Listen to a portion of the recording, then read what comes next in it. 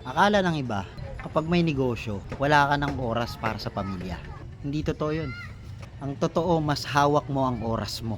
Pwede ka mapagod.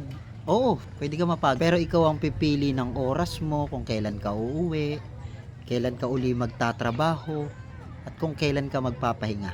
Kailan ka kakain kasama yung pamilya mo, kailan ka magpapakasaya nang hindi iniisip ang trabaho. Ikaw yung may choice kung kailan ka hihinto. Sa trabaho, may oras kang binabantayan. Ang pinakamasakit nun, yung oras mo may nagmamayari. Sabihin na natin ng totoo, ang negosyo nakakapagod talaga. Pero mas totoo to. Sa trabaho, pagod ka na. Wala ka pang choice sa oras mo. May schedule, may boss, may paalam pa kahit pamilya mo na ang may kailangan. Sa negosyo, pagod ka rin. Totoo naman. Pero ikaw yung may hawak ng oras mo, hindi ibang tao.